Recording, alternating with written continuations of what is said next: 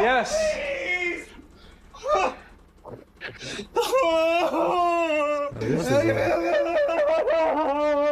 This is 37-year-old Jimmy Allen. Jimmy just discovered his wife's body in the basement of their Michigan home. 18 minutes earlier, he placed this 911 call. Okay, what's going on there?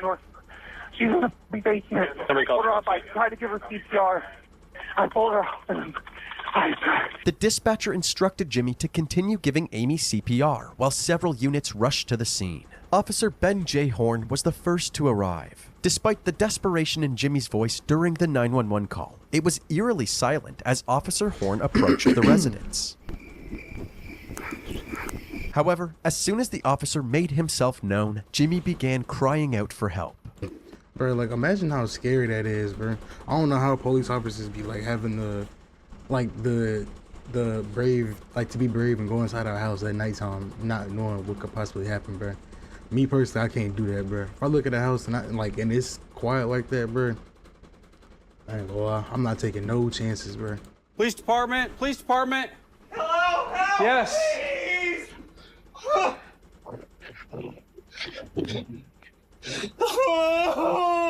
Jimmy was found in the basement, sobbing over his unresponsive wife's body. As he grieved, he continued performing CPR.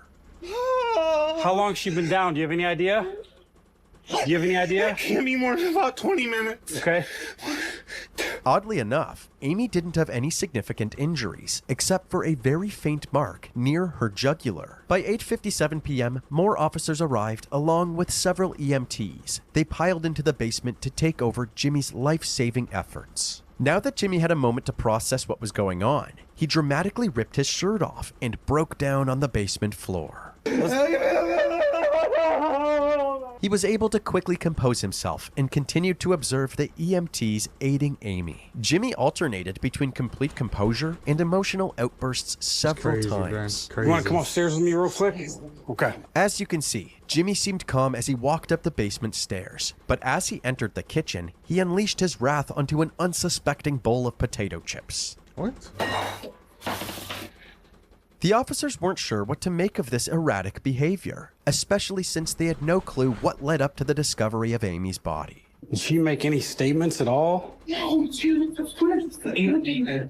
Jimmy gave the officers a quick summary of his and Amy's night. At around 6:30 p.m., the couple dropped their daughter and her friend off at a nearby high school football game and then headed downtown for some drinks. While at a bar, they got into an argument and Amy ended up walking home alone while Jimmy drove home in their car. When Amy got back home, the arguing continued, so he left her alone to cool off. He went upstairs and threw on the Jim Carrey film Ace Ventura. When it was time to pick up their daughter, he went to check on Amy again. Was I just irritated and I didn't hear anything, so I went back down and checked on her. And Does Amy have a history of anything like this? Nothing in her background at all? Ever. Okay. The officers found it strange that Amy would escalate things to this degree out of nowhere, but nobody seemed as shocked as Jimmy. I'm hoping I wake up, dude. Unfortunately for Jimmy, this was a nightmare that he wouldn't be waking up from. What you mean? Suddenly, an EMT emerged from the basement with a glimmer of hope. She's fighting. Huh? What? Says she's fighting.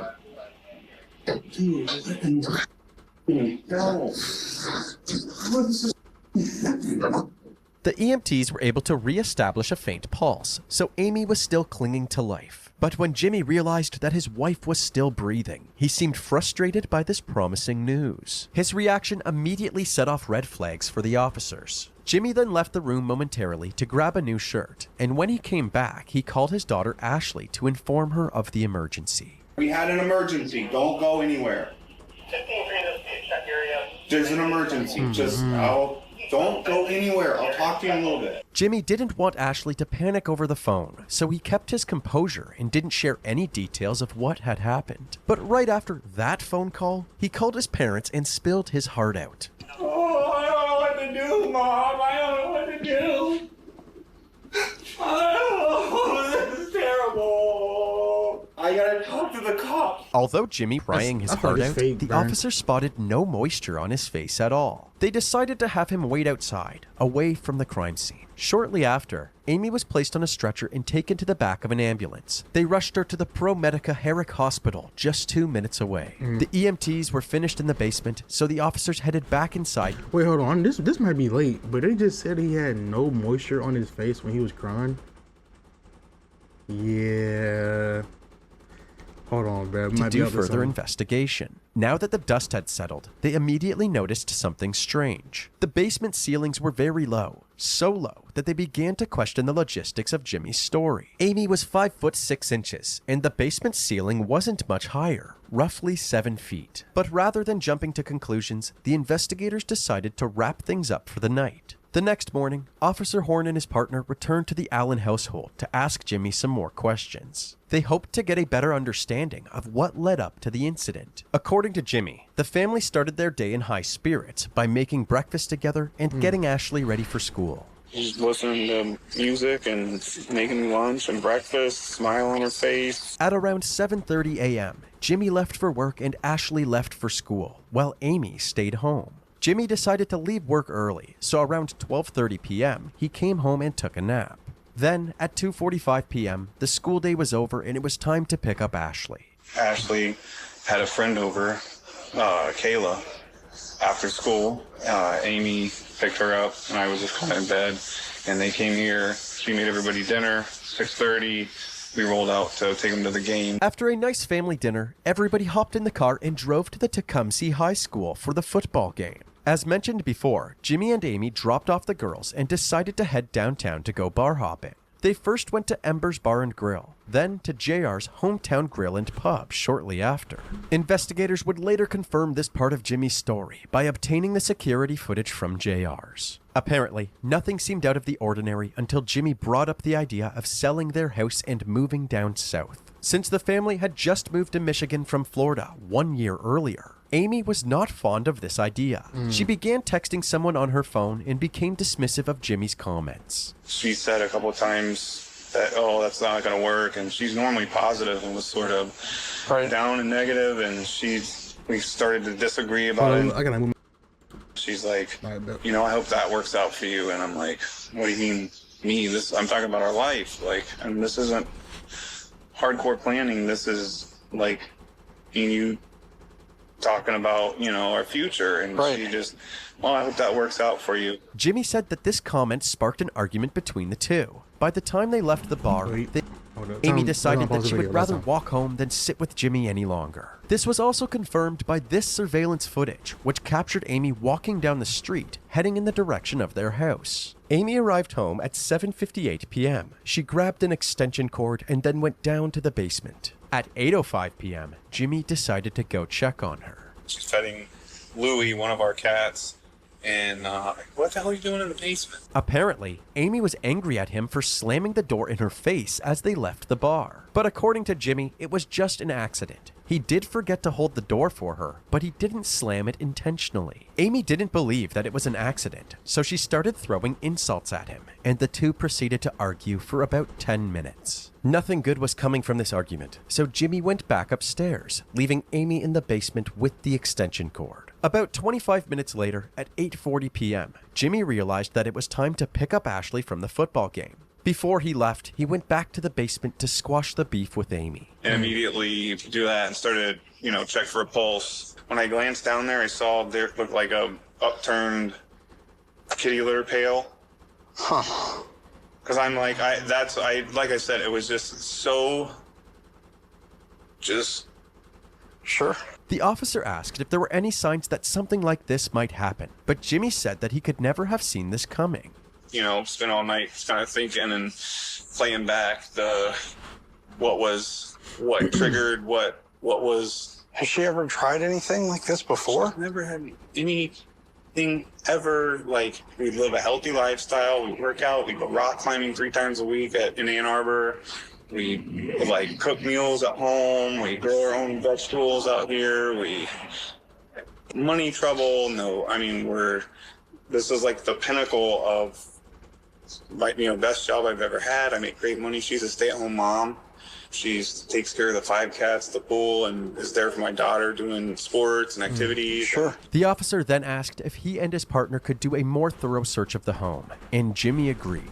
With the help of their new recruit, Louie, Jimmy's cat, the officer scoured every room in the household, hoping to find any clues that could explain last night's incident. They weren't able to find any bombshell evidence, but they did collect several items that belonged to Amy, including her computer and cell phone. Following their search, Officer Horn headed back outside to speak with Ashley. She was visibly shaken up by the incident, but the detectives needed to know if Amy and Jimmy had a history of violent altercations. Were your mom and dad fighting at all yesterday that you recall? No, but everything was normal when I left. When you left? Okay. Is there a history of the, like, fighting or arguing or anything like that? Nothing ever? Okay. The officer also asked about Amy's state of mind, but Ashley said that even though her mom was a deeply introverted person, she had always been emotionally stable. This interview wasn't as fruitful as the officers had hoped, but shortly after, they were approached by several of Amy's family members. They said that Jimmy waited 14 hours to tell them about the incident. As soon as they heard the news, they rushed over to the police department because they had an abundance of useful information for the police. The investigators learned that back in cuz he might be cooked. He might be cooked. They said they got a bus full of information. He might be cooked. I wonder what they're gonna tell the police. They probably gonna be like, hey, last time we saw him or last time we heard of him, he was saying that he's gonna do this and that to his wife. Like, I feel like they're gonna say something like that. 1997, when Amy was just 13, she had a son named Caleb. Her parents looked after Caleb while she attended high school in Ocala, Florida. By the end of high school, she began dating Jimmy, who had no must be problem young, becoming a father figure to Caleb. Like When Amy early was 30s. 19, they had Ashley, and from that point on, Amy stayed home to take care of the kids while Jimmy worked. However, according to Amy's family, this wasn't her choice. They believed that Jimmy was a controlling husband who didn't want Amy to become financially independent. He would monitor everything the family did, from their social media activity to what they were eating throughout the Traditional dropshipping No, is that bro, what am I what getting we a need to ad do again, is bro? register with AutoDS. The quickest the day. He would also discipline the kids if he believed they were misbehaving, frequently taking things too far. Whenever Amy stood up to Jimmy, her opinion didn't seem to matter. Whatever Jimmy wanted, Jimmy got. So when Caleb turned 17, he left to stay with his grandparents. Jimmy retaliated, telling Amy that she was no longer allowed to speak with her family, including Caleb. One of the last times Caleb saw her was at his high school graduation a year before the incident. But other than that, Amy had minimal involvement in Caleb's life. All of this evidence was extremely damning for Jimmy. It wouldn't be a surprise if an abusive and controlling husband tried to murder his wife. But if the police wanted to bulletproof their case against Jimmy, they needed to answer one big question. What was Jimmy's motive? Unfortunately, before the investigators could answer this question, they received tragic news. On September 17, 2018, after being unresponsive for 3 days, Amy was taken off of life support and pronounced dead. With a possible homicide now on their hands, the authorities pressed on with their investigation. They decided to look for answers in Amy's cell phone. In her text with Jimmy, his controlling behavior was on full display. He had somehow been tracking Amy's every move. He would frequently text Amy her exact location and ask her why she was there. Despite all of Jimmy's torment, Amy seemed completely fine in her other conversations. This evidence strengthened the case against Jimmy, but the detectives still couldn't pinpoint an exact motive. That was until they looked through a conversation with a man named George. George was a married man from the East Coast that Amy had met online and had been texting for the past 3 years. Based on the Damn. explicit content of the messages, it was clear that Yo. So you was cheating on this nigga for 3 years? Unless he finna say like, you still married? Why you take? Come on, bro. That's lame. they were having an affair. Even on the day of the incident, Amy and George were consistently texting and calling each other. Oh, While nah. Amy was having dinner with her family at 5:07 p.m., George texted her saying, "I wish we could be together right now."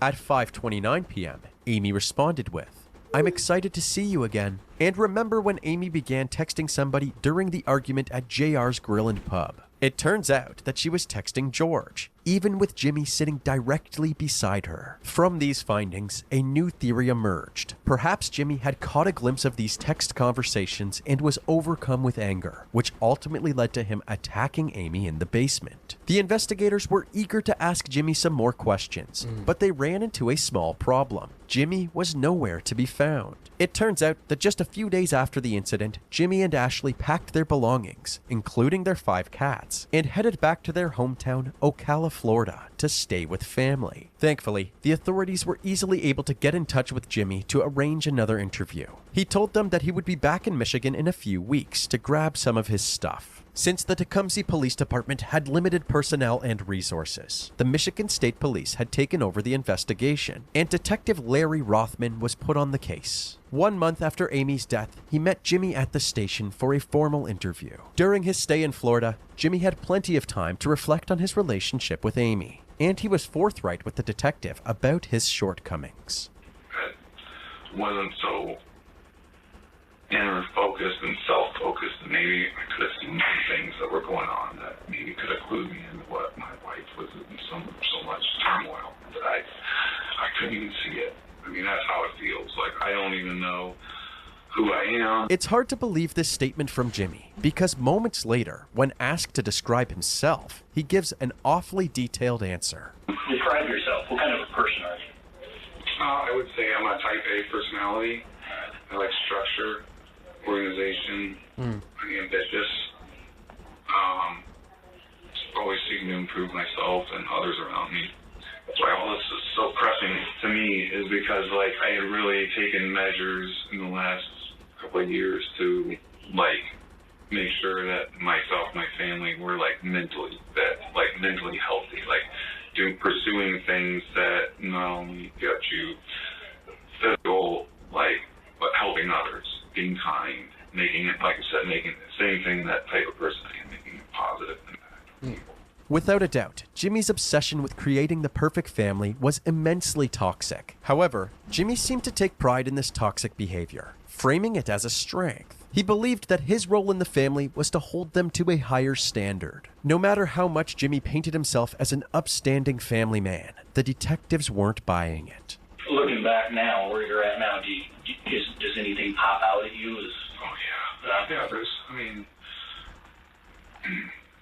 my wife had some issues. And, what kind of issues? She struggled from, like, social anxiety, so, she's been like that for years. She's just extremely shy, introverted person. She never developed relationships even when we were in Ocala. She didn't have any friends. She was playing like video games compulsively, that World of Warcraft thing. That got out of hand, so she just sort of started isolating herself.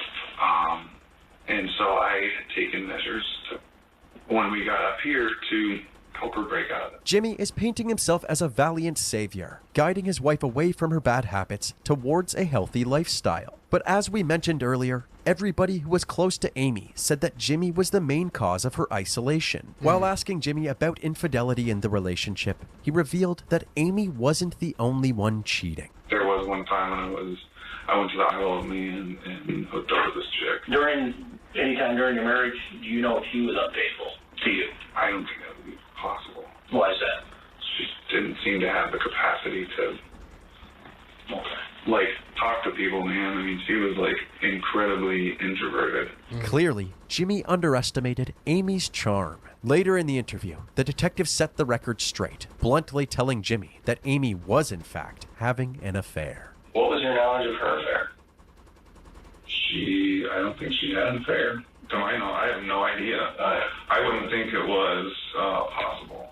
There was a lot of stuff that she had tried to delete there, but, I mean, we're telling this other guy she loves him. I think that you're bullshitting, but I'm not. I'm not going to lie to you today, and I haven't. So I'll just tell you right now, I don't believe it. Jimmy seemed to be in denial, so the detective printed off some excerpts from Amy's conversations with George, some more risque than others. The chats lead up to the 14th, the same day that this happened. Clearly there was something going on between these two people. As someone who had a say in every aspect of Amy's life, he seemed completely blindsided by her secret life with George. He wanted more answers. Can you pull phone records to see if there's any numbers that I could see that I didn't recognize? And that's like, to me, it's crushing to think that she even has some alternate life. Like, I legitimately, I still just don't all the way believe you guys. I'm sorry. I don't think that she has the capacity to do that. Like I said, this is the most shocking, I can't even process it. In a last-ditch effort to elicit a confession, the detective asked Jimmy if he would take a polygraph test. Jimmy agreed and maintained his innocence the entire time.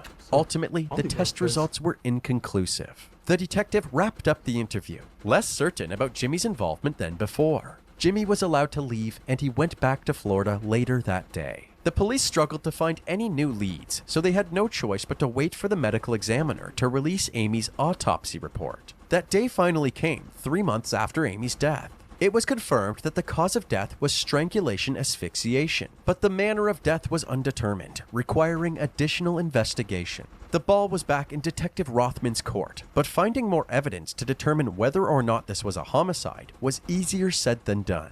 He meticulously looked through all of the evidence, including the body cam footage. He stumbled upon the moment that Officer Horn noticed how low the basement ceiling was, and he suddenly had an idea. Rothman reached out to a forensic engineering lab in Michigan and asked them to recreate the scenario Jimmy had supposedly stumbled upon. After many months of preparation, testing, and analyzing the results, the lab determined that under the same circumstances, her feet would have made contact with the ground. A different forensic pathologist reviewed the same test results, and they determined that her manner of death must have been a homicide. On October 16, 2020, Jimmy was charged with 1 felony count of open murder. This meant that if the case went to trial, it would be up to the jury to determine the degree of homicide Jimmy is guilty of, anywhere from involuntary manslaughter to first-degree murder. By this point in the investigation, it appeared that Jimmy, who was still staying with his parents in Florida, had moved on entirely. In fact, he even had a new fiancée, and their wedding was just 5 days away. But before they could tie the knot, Jimmy was arrested and extradited back to Michigan. Once he was booked into jail, he was brought into a room to have his charges explained to him. When told that he could contact the investigators if he had any questions, Jimmy said something peculiar.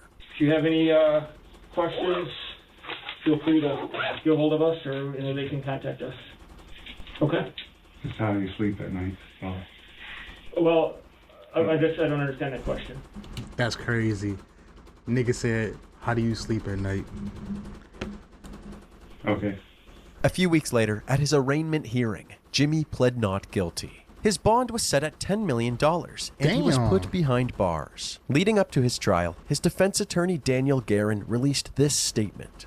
Mr. Allen vehemently asserts his innocence in this case, as he had absolutely nothing to do with Amy Allen's tragic death. He cooperated with police throughout the 2-year investigation and provided evidence and statements showing his innocence from the very beginning. He has been in jail for nearly a year for a crime he did not commit, and he misses his family dearly. He is looking forward to the evidence finally being shown to a jury of his peers so they can see clearly that he is innocent and did absolutely nothing wrong. In September of 2021, 3 years after Amy's death, his trial began. Prosecutor Angie Borders kicked off the opening statements. She said that her team was confident that the evidence would point the jury to a guilty verdict. Defense attorney Daniel Guerin delivered the defense's opening statement, saying that there was no substantial evidence to support the prosecution's theory, and their case did not add up.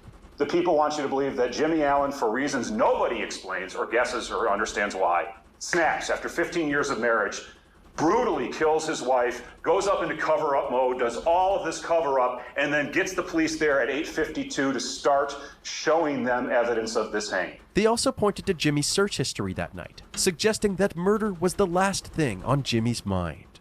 Imagine being able to build an app with your name on it, just by thinking about it. Meet Base 44. The phone searches they get from Jimmy's phone that shows that he's looking at searches for Jim Carrey movies, and other Showtime shows, the exact shows that he had told police that night that he had watched. One of the key witnesses for the prosecution was Amy's son, Caleb. He told the court about an altercation with Jimmy while he still lived at home. I stood up, pushed him against the wall, And there was a second of fear that came over me, and I realized what I was doing, and I let up. And then I was spun around, or maybe I turned around, and then I was choked from behind on the floor for multiple seconds. It felt like forever during the incident, and I was gasping for air, grabbing for anything, trying to get away from him. This story suggested that Jimmy had a history of choking people when he got angry. If he was willing to choke Caleb, it's reasonable to assume that he was willing to choke Amy as well. Several witnesses that were at the scene that night were also called to the stand, including first responders and neighbors. They all testified that Jimmy's over-the-top reactions seemed like he was putting on an act. Jimmy's behavior throughout the body cam footage supported this. There were several moments where he would be sobbing uncontrollably, This is terrible. but would instantly compose himself to answer the officer's questions. I gotta talk to the cops. On top of Jimmy's questionable behavior, Officer Horn also noted that Amy's injuries did not align with Jimmy's story. I was definitely looking for any injuries, whether it be from a hang or otherwise, and I really didn't see any sort of the typical injuries that I would have seen in a hanging, so I definitely took note of that. Later in the trial, a hospital staff member that treated Amy agreed with Officer Horn's observations, saying that the lack of external injuries suggested foul play. No visible injuries. No visible injuries. Is that strike you as odd? It was a red flag. One witness that nobody expected was none other than Mystery Man George. And was there an occasion where you came to know a person by the name of Amy Allen on the internet? Yes. We spoke online often. We talked about life. We also, there was a little bit of sexual content. That's what we talked about. For the most part, George and Amy communicated through text and video calls. But the more they got to know each other, the more eager they were to see each other in person. Now, had you ever met Amy in person? Yes, twice. The first time the two met up was in spring of 2017 to grab some coffee. The second time was several months later when Amy met George in a hotel room. I was here for work, and she had some free time, so she came to the hotel. So you're at a hotel? Yes. Did things that happen at a hotel happen at that hotel? Some things, yes. Apparently, George and Amy's love for each other only grew as time went on. Even on the day of her death, Amy showed no signs of wanting to slow down. I wrote, "I love you." And I wrote, "I want more of you." And she wrote, "I love you too. I'm ready to spend time with you in person." And I wrote, "Good. Let's do it." And then she wrote, "End of October." And I wrote, "I'm in." Dr. Elizabeth. So he really just sat there and killed his wife for no reason.